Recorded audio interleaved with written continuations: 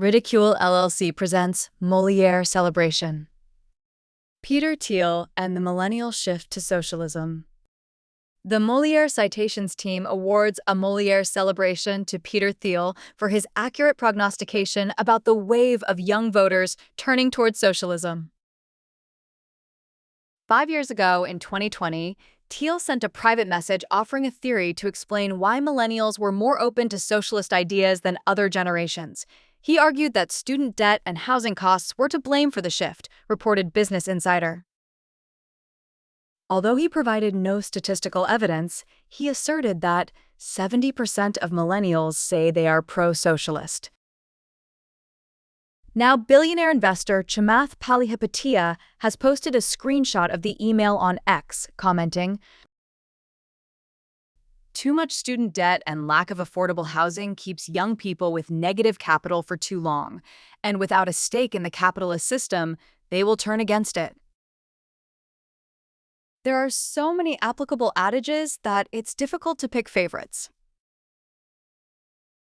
Mark Twain. History doesn't repeat itself, but it rhymes. George Santayana. Those who do not learn from history are condemned to repeat it.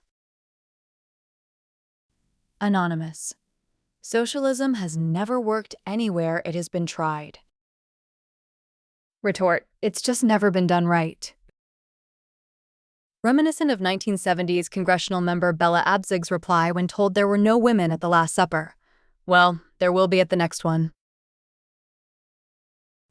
We must wonder how the mainstream media justifies supporting the left-leaning or outright socialist politicians. In every country where there has been a socialist regime, there has been zero freedom of the press. It's the political equivalent of chickens voting for the colonel. But we digress. Building on Peter Thiel's foundation about the attitudes and actions of millennials and beyond, we reluctantly add to his two procuring causes of the dissatisfaction with and rejection of capitalism. It's the proverbial elephant in the room, and its first two digits are 38, the national debt. When governments offer debt forgiveness to millions, it's hardly surprising that those who didn't borrow are the first to demand similar relief.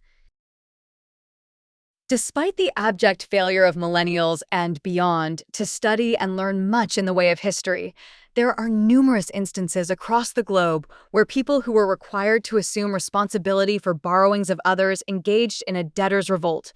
Yes, it's a thing. Look it up for yourself. We can already hear the chant. We didn't borrow that money, and we didn't benefit, so we're not paying. Let's be clear. This is not advocacy for debt rejection, and all the infrastructure and important expenditures do indeed redound to the benefit of all generations. So we come full circle to our celebration of Peter Thiel in his early forecast of dissatisfaction and rejection of millennials and the following generations. As far as the actions required to help this poor old genie find its way back into the bottle, that's going to be a long-term effort. It will have to begin with finding intergenerational places of agreement and shared values, and that means a return to our motto of e pluribus unum.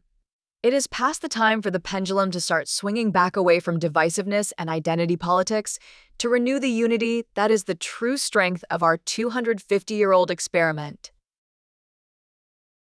Whether by age, ethnicity, gender, religion, or any host of other characteristics that politicians use to divide us, we need to recognize the truth of Thiel's admonition. As we continue our Molière commentaries, we'll aim not just to satirize, but to build, recognizing that the easy path of ridicule must give way to the harder one of reconstruction. If you have enjoyed this story, please check out others on our channel at Ridicule LLC. We would appreciate a like and subscribe to our channel.